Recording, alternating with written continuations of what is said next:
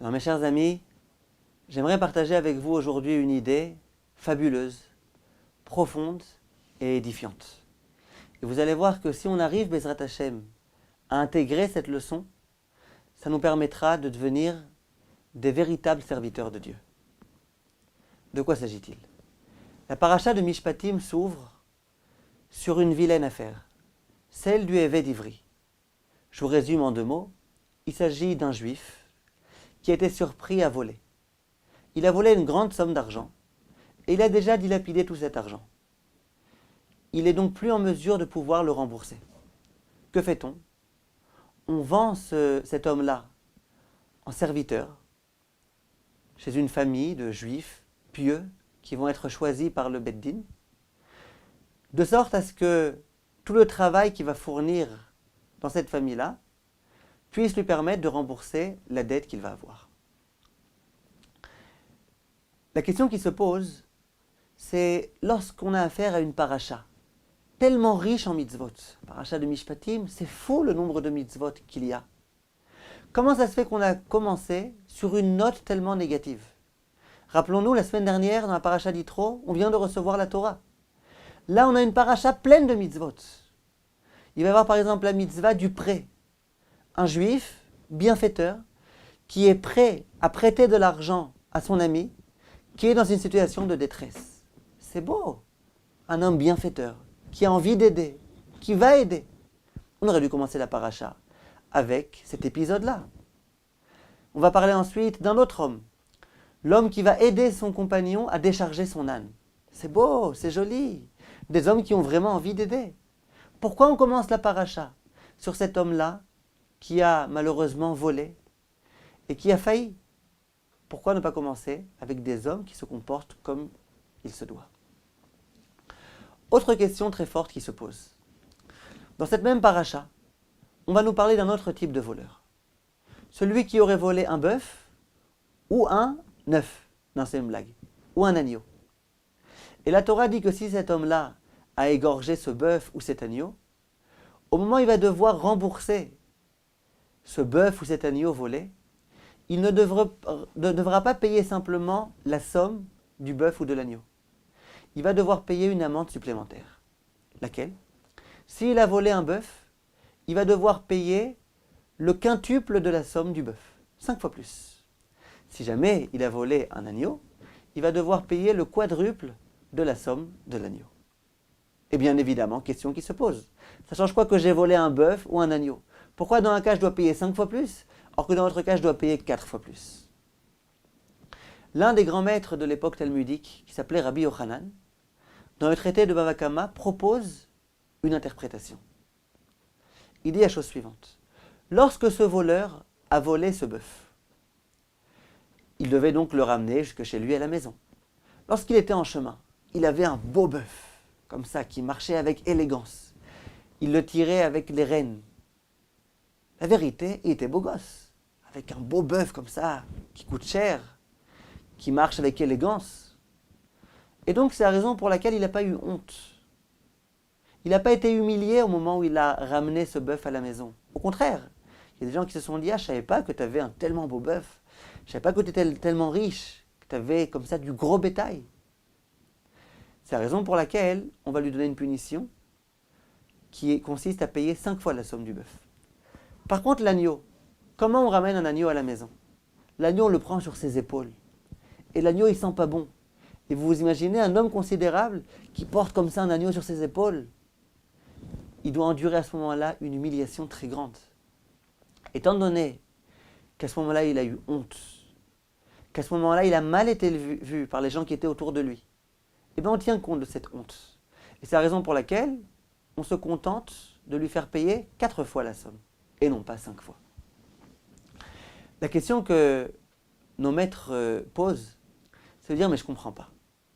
Si jamais cet homme-là s'était contraint et forcé qu'il avait dû transporter cet agneau, alors j'aurais bien voulu qu'on tienne compte de cette humiliation qui a été la sienne. Simplement là, ce n'est pas le cas. C'est lui, de lui-même, qui a décidé de voler. S'il a tellement honte quand il trimballe cet agneau, eh bien il n'a qu'à pas le voler. Personne ne lui a demandé de voler. Visiblement, c'est que c'est un homme méprisable. Un homme qui se méprise lui-même et qui accepte de se mépriser. Alors comment ça se fait que la Torah a besoin de tenir compte de l'honneur d'un tel homme qui a complètement perdu cette dimension-là de l'honneur?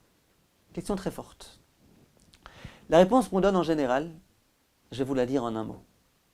Elle consiste à dire que si jamais le législateur, celui qui avait édicté les lois de la Torah, c'était un homme étranger au voleur, alors bien évidemment, on ne comprendrait rien à ce qui se passe ici.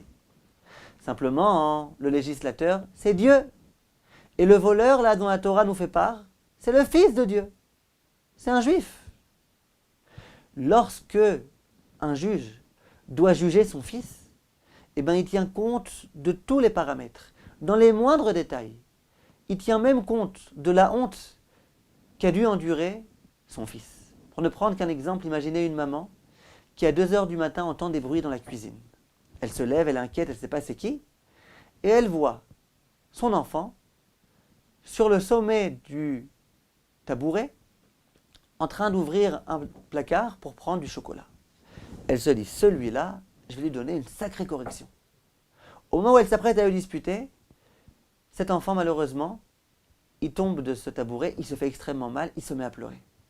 La mère, automatiquement, alors qu'elle a été décidée à le disputer, à lui crier dessus, immédiatement, elle l'enlace, elle le caresse, elle le console, elle l'embrasse. La vérité, cette chute a été salvatrice pour l'enfant. Comment ça se fait? C'est sa maman. Si c'est sa maman, elle est incapable de voir son fils souffrir et, au même moment, le punir, le disputer. Eh bien, Hachem, c'est la même chose. Hachem, vu que ce voleur-là, c'est son fils, il tient compte même de cette honte-là qui a été la sienne. Et donc, il lui fait une réduction. Au lieu de payer 5 fois, tu payeras 4 fois. Dans le même ordre d'idée, on peut répondre à la première question. On a demandé comment ça se fait que la Torah commence avec cette mauvaise affaire. Réponse.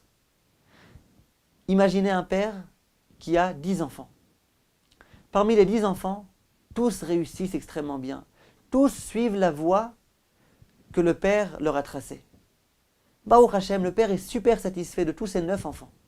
Simplement, il y en a un qui commence à très mal tourner, qui s'est complètement détourné de la voie de la Torah. Le père, il est préoccupé. Le père, il passe sa journée à prier. Pour qui il prie? Pour ce fils-là. C'est à lui qu'il pense toute la journée. Il réfléchit sans cesse comment faire pour essayer de ramener cet enfant à la Torah. Il a beaucoup de mal, il est très inquiet. Pourtant, il a 9 enfants, Baruch Hashem, qui se comportent à merveille. Oui. Mais sa préoccupation, c'est comment faire pour que cet enfant-là réussisse à nouveau à retrouver la voie de la Torah. Disent nos maîtres, c'est exactement ce qui se passe avec Hachem. Hachem, il a, parmi ses enfants, dans sa société, des bienfaiteurs, qui vont prêter de l'argent aux autres, qui vont aider les autres à décharger leur âne, qui vont être prêts à accomplir plein de mitzvot. Baruch Hachem, c'est des enfants qui se comportent bien. Hachem, il a une énorme satisfaction lorsqu'il voit ses enfants se comporter de la sorte. Simplement, dans sa société, parmi ses enfants, il y a aussi les enfants à problème. Les enfants voleurs. Les enfants qui ne suivent pas exactement la bonne voie. Eh bien, Hachem, il ouvre la paracha avec cet homme-là. Pour bien nous dire, ma première préoccupation, c'est ces enfants-là. Les enfants qui ne se comportent pas comme il faut. Je cherche une solution pour eux. Et c'est eux que je mets en avant. Pour bien montrer que je m'intéresse à eux, c'est encore mes enfants. Je souhaite leur bien. Je souhaite trouver la solution adéquate à leurs problèmes. Effectivement, la solution, ça va être de les faire rentrer dans une famille très pieuse, dans laquelle ils vont enfin apprendre à se comporter. Une famille qui va leur donner envie de progresser. Voilà la thèse de la Torah, voilà de quelle façon on peut répondre à ces questions très fortes. Simplement, j'aimerais aujourd'hui aller avec vous un petit peu plus loin et en arriver à une idée fondamentale.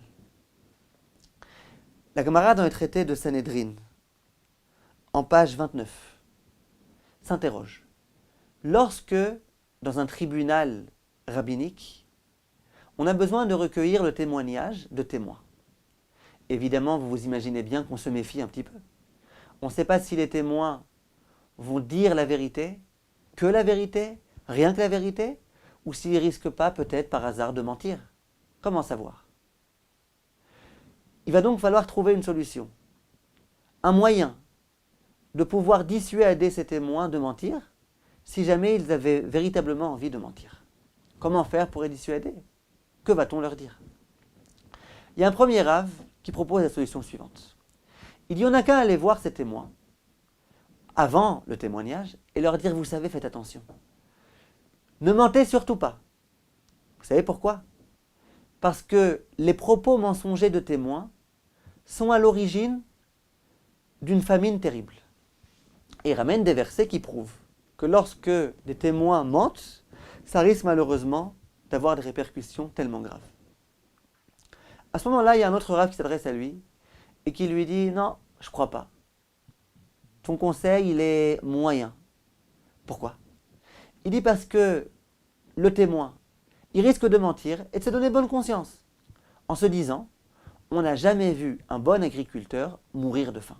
Ça veut dire quoi? Qu'est-ce que tu me racontes? Tu me racontes que si je mens, alors je mourrai de faim? Arrête avec tes histoires. On n'a jamais vu un bon agriculteur mourir de faim. Et donc il va se donner bonne conscience en disant des choses qui ne tiennent pas tellement la route. Mais l'essentiel, c'est qu'il puisse un petit peu calmer sa conscience et pouvoir se permettre de mentir. C'est donc pas suffisant. Il y a un autre Rav qui prend la parole et qui dit, moi j'ai une autre idée. On n'a qu'à lui dire que à l'origine des propos mensongers peut se trouver un grand problème. Lequel? Des épidémies terribles. Il amène aussi des versets qui prouvent que si on ment, il risque d'y avoir des graves épidémies. À nouveau, on lui dit à ce Rav, bof, pas génial. Pourquoi?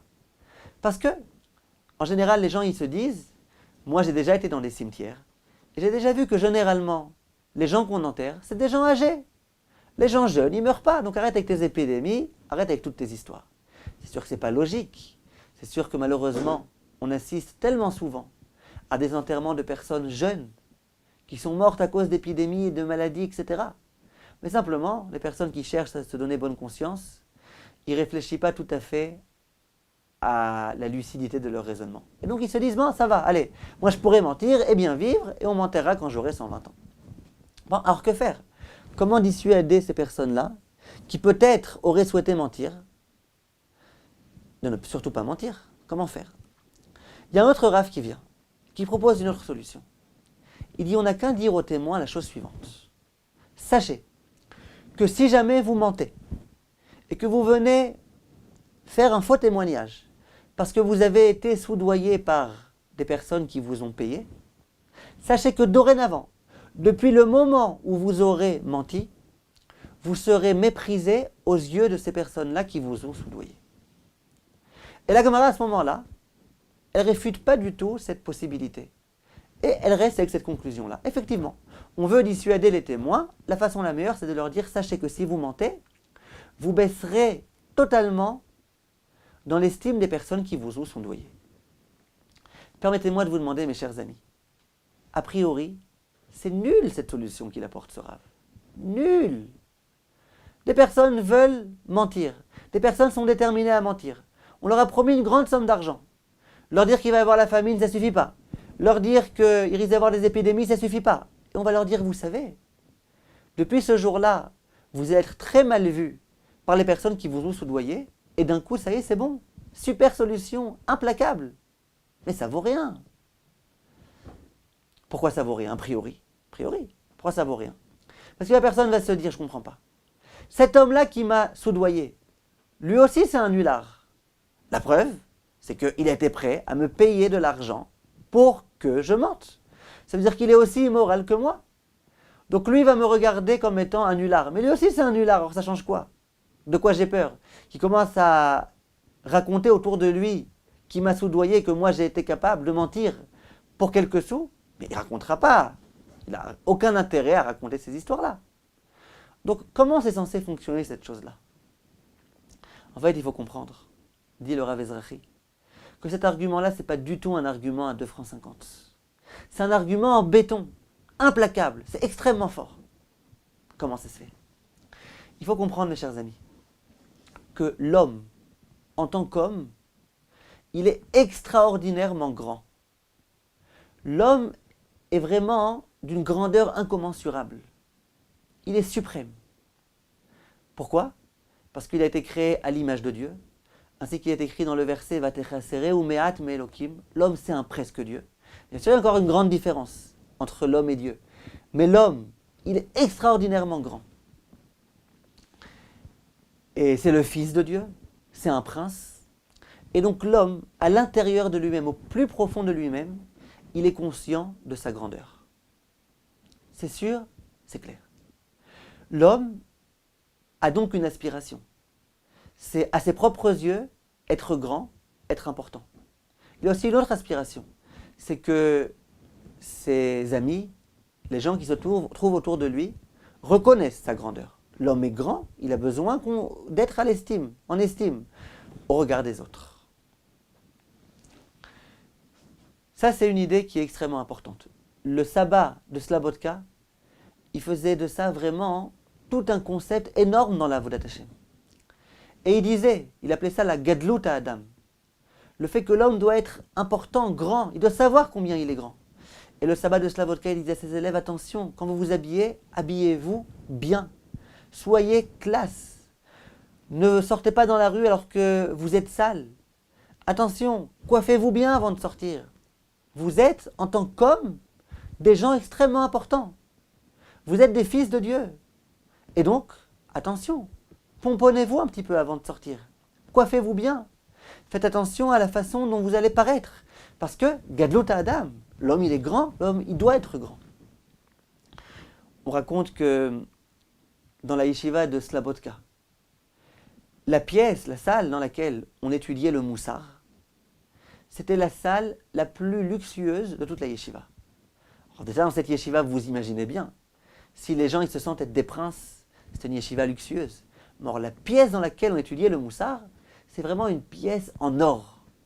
Vraiment, il y avait beaucoup de lumière, très bien éclairée, et tout était vraiment parfait. La peinture toujours tip-top. Un jour, on a été voir le sabbat de Slabodka, on lui a dit, mais a priori, ça aurait dû être l'inverse. Lorsqu'on étudie du moussar, on essaie de se rendre compte de la vanité de ce monde-ci. Et bien au contraire, on devrait étudier dans une salle dans laquelle la peinture s'effrite, dans laquelle il n'y a presque pas de lumière, pour effectivement se rendre compte que ce monde-ci, c'est vain, que ça n'a aucune importance. Ici à Slabodka, c'est tout le contraire. Comment ça se fait? Et le sabbat de Slabodka leur a dit, c'est que vous n'avez rien compris.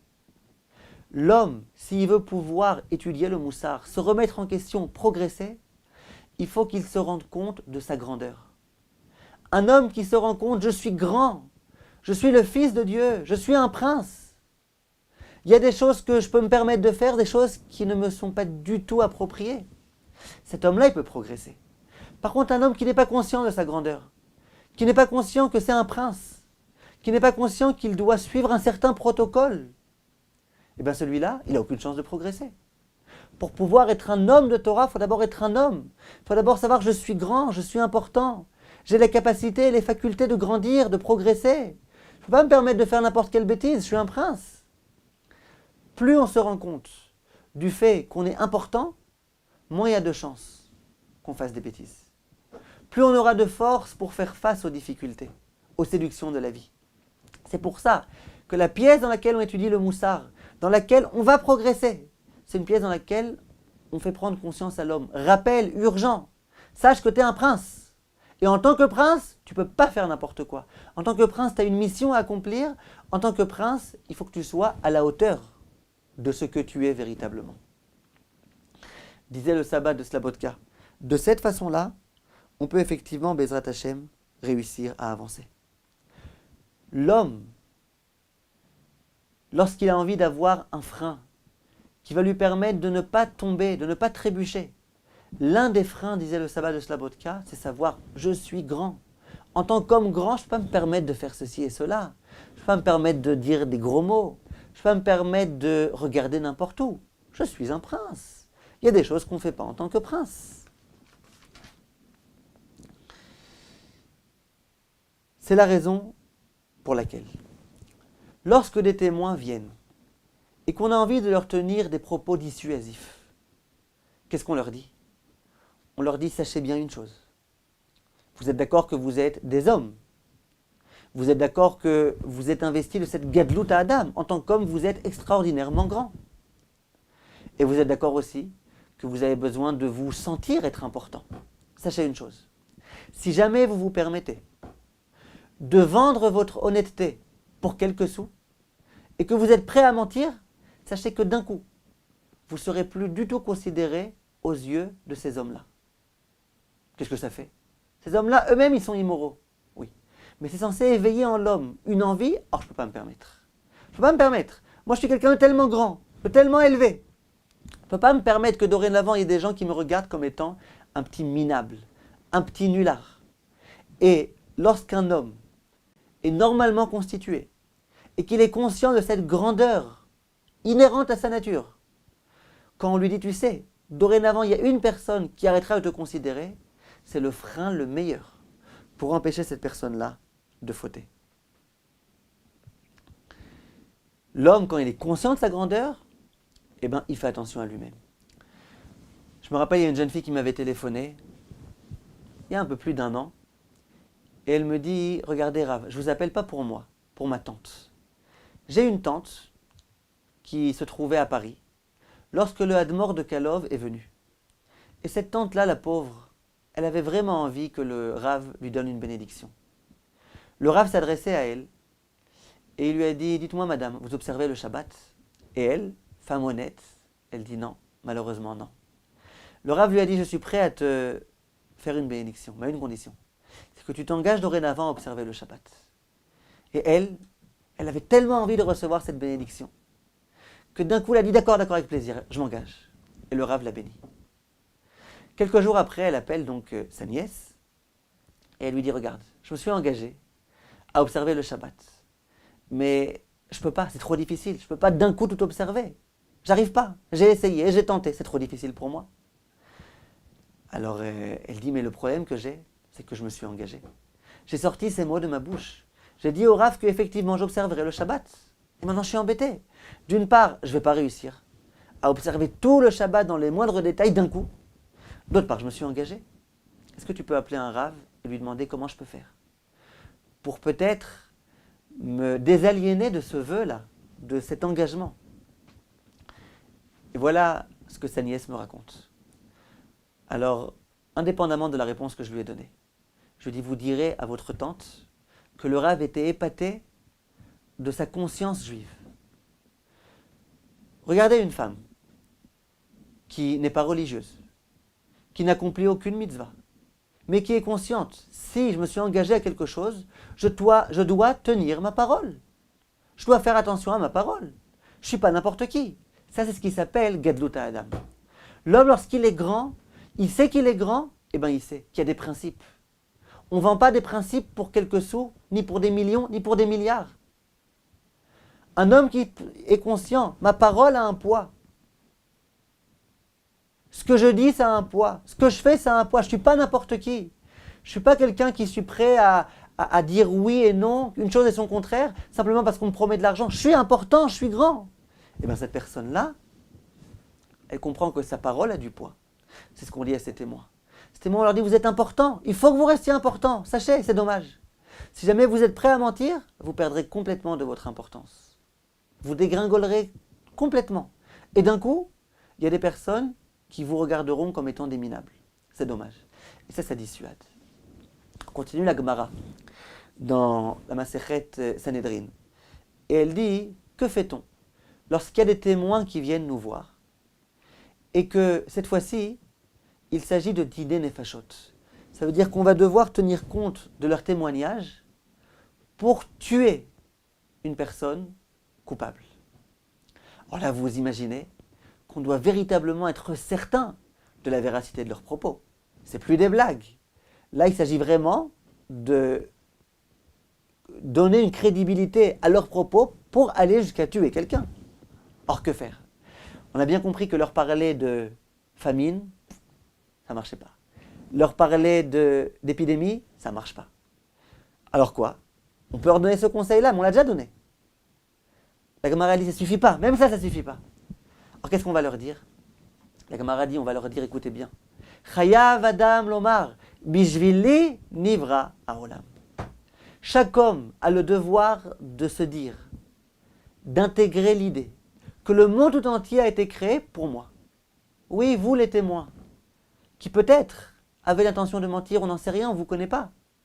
Sachez, le monde tout entier a été créé pour vous. Vous êtes le centre du monde, le point de gravité du monde. Voilà ce qu'on leur dit. À nouveau, une fois qu'on leur tient ce discours-là, on peut être sûr qu'on a mis de notre côté toutes les chances pour dissuader cette personne de mentir. Pourquoi? Là, ce n'est pas simplement qu'on lui dit, tu sais, il y a quelques personnes qui ne vont pas vous honorer.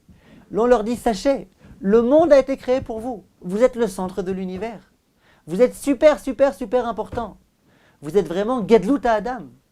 En tant qu'homme, en tant que juif, vous êtes ultra important. À nouveau, lorsque l'homme comprend, je suis tellement important, ben, si je suis vraiment important, je ne peux pas me permettre. Je ne peux pas me permettre de renoncer à mes principes parce qu'il y a des imbéciles qui m'ont donné un petit peu d'argent et qui m'ont demandé de mentir. Voilà de quelle façon on peut résoudre ce problème-là. À mon avis, on peut dorénavant répondre à la question qu'on a posée. On a demandé comment ça se fait que lorsqu'une personne a volé un bœuf, elle doit payer 5 fois la somme du bœuf, or que lorsqu'elle a volé un agneau, elle doit payer que 4 fois. À mon avis, l'idée est là. Écoutez bien, c'est un grand chidouche. Quelle est la raison pour laquelle lorsqu'une personne a volé un agneau, par exemple, elle ne paye pas simplement le prix de l'agneau. Elle doit payer 4 fois plus. Pourquoi? Elle a volé un agneau, qu'elle rende un agneau. Elle a volé un bœuf, qu'elle rende un bœuf. Réponse, il s'agit d'une amende. Une amende. Pourquoi une amende? Pourquoi j'ai volé un bœuf, que je rende un bœuf? Pourquoi je dois vendre 5 fois plus? Une amende. Le but de l'amende, ce n'est pas de nous embêter. Le but de l'amende, c'est de nous dissuader. Tu vois, tu as volé un bœuf? Eh bien regarde, non, tu vas devoir rembourser 5 fois la somme. Attention, la prochaine fois, comprends bien que ça ne vaut pas le coup de voler des bœufs. Si on comprend bien que le but de cette amende, c'est de dissuader une personne. En venant, on réfléchit. Un homme a volé un bœuf, pendant tout le chemin, il était avec son bœuf, avec sa petite cloche là. En plus, il faisait un petit peu l'orchestre. Il était beau gosse avec son bœuf. Tout le monde le regardait. Ah, je savais pas que tu avais tellement d'argent, un beau bœuf comme ça. Ouah. À ce moment-là, il n'a pas du tout eu honte. À aucun moment. Alors, comment vous voulez le dissuader?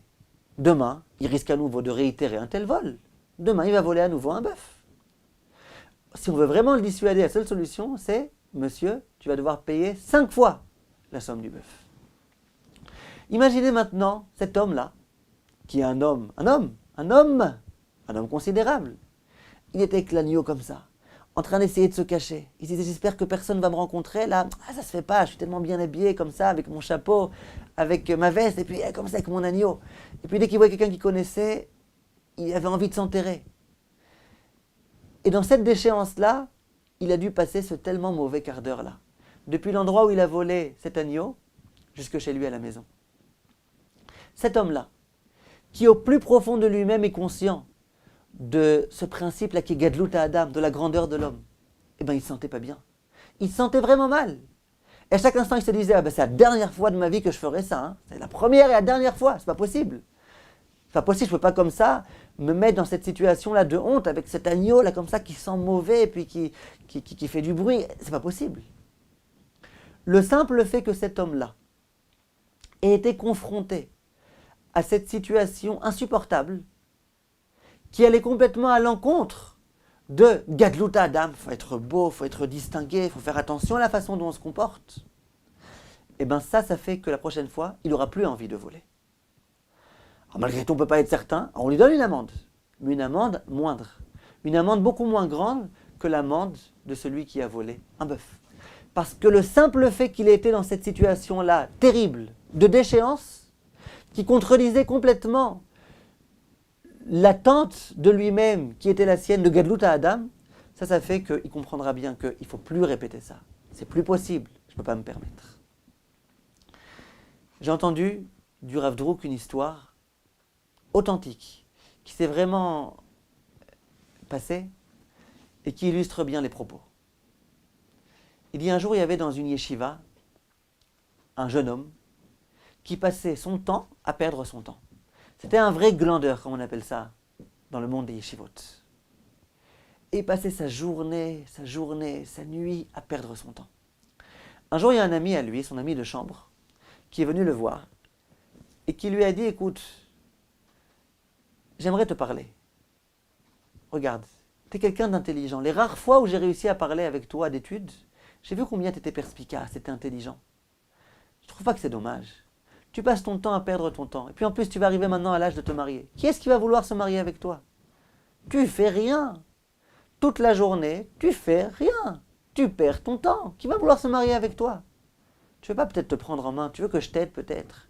Tu veux qu'on étudie ensemble chaque jour une petite demi-heure, un petit quelque chose? Toute la journée, tu n'étudies pas une minute. L'autre, il dit, mais arrête. Arrête de croire que je suis comme ça, un tellement grand glandeur. Il n'y a que toi qui penses que je suis un glandeur.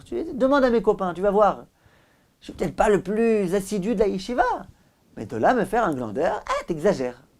L'autre, il dit, mais je te promets, tout le monde sait que tu es un glandeur. Tout le monde sait que tu es le plus grand glandeur de la yeshiva. Il dit, arrête, exagère. Il dit, tu paries? Il dit, on parie. Il dit, ben regarde, cache-toi sous ton lit. Personne ne saura que tu te trouves ici. Et puis, tu vas voir, je vais appeler 3 copains à toi. Dis-moi lesquels tu veux que j'appelle. Que tu ne me dises pas ensuite que je les ai choisis de moi-même. Dans 1 minute, je les amène. Et je vais leur demander ce qu'ils pensent de toi. Et tu vas voir. Tu verras ce qu'ils pensent. Il dit, d'accord, alors va appeler un tel et un tel. Il dit, j'y vais, aucun problème. Toi, en attendant, tu te caches. Qu'ils ne sachent pas que tu es là. S'ils savent que tu es là, ils n'oseront pas dire les 4 vérités. Et voilà qu'il se camoufle sous son lit. L'autre va chercher rapidement ses 3 amis. Et il commence une discussion comme ça dans la chambre. Au bout d'un moment, cet ami-là dit aux 3 autres, dites-moi, qu'est-ce que vous pensez de un tel? Dites-moi la vérité. Alors le premier, il dit, on n'a pas le droit de parler de la Shonara. Moi, je suis incapable de parler de ce jeune homme-là sans immédiatement devoir tenir des propos de médisance. C'est interdit, je préfère ne pas parler. L'autre, il dit, médisance. Tu sais pas comment celui-là, c'est le plus grand glandeur que j'ai jamais rencontré de toute ma vie. Pire que quelqu'un qui n'est pas religieux, qui étudie jamais la Torah, lui, encore moins. Il étudie jamais. Le troisième qui prend la parole, il dit, si c'est simplement que c'était un glandeur. Mais celui-là, vraiment, c'est dommage qu'il soit né. Il perd son temps, il fait rien. Je sais même pas ce que Dieu il a à faire avec lui. Et l'autre, il est comme ça sous sa couverture, en train de bouillir, de bouillonner. Il se dit, c'est ça que les gens ils pensent de moi. C'est ça que les gens ils pensent de moi. Mais il n'osait rien dire. Et puis, il a attendu que les gens s'en aillent. Et l'histoire raconte qu'il est sorti de sous sa couverture. Immédiatement, il s'est rendu au Beth Midrash. Il a ouvert une Gemara. Et puis, il ne s'est pas arrêté d'étudier jusqu'au jour d'aujourd'hui, où il est devenu l'un des plus grands rabbanim, Magidei Shiurim, de l'une des plus grandes yeshivot ici à Yerushalayim. Cet homme-là a été littéralement transformé parce que ses oreilles ont entendu. Ça veut dire quoi? Cet homme-là, il avait laissé s'éteindre en lui cette étincelle-là, qui rappelle à Gadlut Adam, à la grandeur. Et donc lui, cette étincelle-là, elle s'était quasiment éteinte. Simplement à un moment donné. Quand il a entendu comment on l'a méprisé, quand il a entendu comment on pensait de lui que c'était un minable, un vaurien, un moins que rien, à ce moment-là, il s'est dit, mais je ne comprends pas, je suis quand même un homme. Il y a eu une confrontation entre cette exigence-là, d'arriver à la grandeur, à la perfection, et la réalité à laquelle il était confronté, qui ont fait exploser en lui cette envie. Il faut véritablement que je sois à la hauteur de mes exigences. L'exigence de l'homme, c'est d'être Gadlut Adam, c'est d'être grand. Et moi, je suis vraiment un nulard, tout le monde le dit. Et cette envie-là, de se réaliser, cette envie-là d'être à la hauteur de ce qui est exigé de tout homme, à savoir d'être un grand homme, ça lui a donné envie de progresser et de changer. Là, c'est la même chose. Un homme qui a enduré cette terrible difficulté-là, de se trouver en pleine rue, or qui était bien habillé, avec cet animal-là, à devoir avoir honte. Cette simple honte-là est censée éveiller en lui un sentiment que je ne peux plus faire ça, je ne peux plus me permettre, il faut que je grandisse. Et ça, c'est déjà suffisant pour le dissuader de refaire des bêtises. Cette façon de penser-là, c'est la façon de penser de Slavotka. C'est vrai qu'il y a eu d'autres écoles de pensée. Il y a eu des écoles dans lesquelles on disait c'est tout l'inverse. Habille-toi n'importe comment. Habille-toi en haillon. Ridiculise-toi. Au lieu d'être valorisé, sois au contraire dévalorisé. Et il y avait des endroits dans lesquels on disait, tu as vraiment envie de devenir un grand homme? Eh bien, rentre dans une boulangerie et demande est-ce qu'ils n'ont pas par hasard des clous à vendre. Comme ça, tout le monde va se moquer de toi et tu verras. C'est comme ça que tu pourras grandir. En tous les cas, l'opinion dont je viens de vous parler, c'est celle de Slabotka. C'est une école de pensée de laquelle sont sortis des illustres Talmidei Chachamim. Elle a fait ses preuves. Il y a d'autres façons de penser qui sont aussi bonnes. Simplement, cette façon de penser-là, en tous les cas, je pense qu'on comprend comment elle est capable de nous faire grandir, de nous faire progresser. Pour la Tzniout, c'est la même chose. Les jeunes filles, on leur dit, habillez-vous bien. Et il y en a qui disent, non mais c'est embêtant la Torah, il faut bien s'habiller. C'est-à-dire quoi, il faut bien s'habiller? Tu comprends que tu es une princesse. Tu comprends que tu es la fille de Dieu. Les princesses, elles ne se comportent pas n'importe comment. Elles ne s'habillent pas n'importe comment. Elles ne s'exposent pas à n'importe qui, n'importe quand, n'importe comment. Lorsque l'homme est conscient de sa grandeur, c'est ça qui va l'empêcher de commettre des avérotes. Et à mon avis, on peut comprendre maintenant l'optique de la Torah. La Torah dit, on a un homme qui a volé. Que faire avec lui? On va le mettre en prison? Il va devenir un encore plus grand voleur. Il va être là-bas avec plein d'autres voleurs, avec plein d'autres malfaiteurs. C'est mauvais, c'est très mauvais. Dès qu'on va le libérer, il va à nouveau refaire des bêtises. Que faire? Vient la Torah et elle propose une idée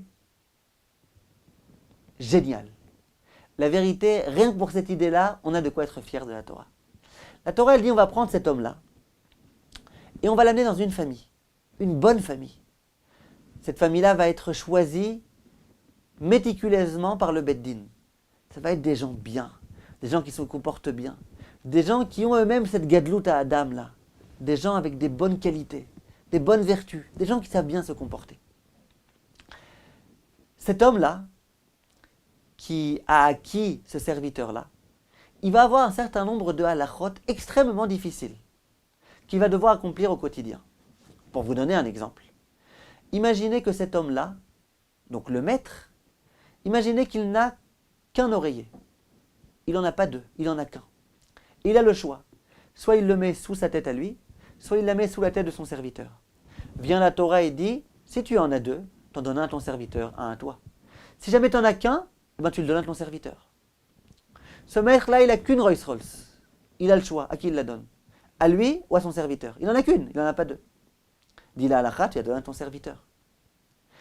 Et de façon très belle, la Gemara va dire, de là on voit que celui qui acquiert un serviteur, en fait il acquiert un maître. Ça veut dire que d'une certaine façon, il va devoir honorer ce serviteur encore plus que lui-même. Ce serviteur, il va d'un coup devenir son maître. Qu'est-ce qui se cache dans cette idée-là de la Torah? À mon avis, l'idée est très forte.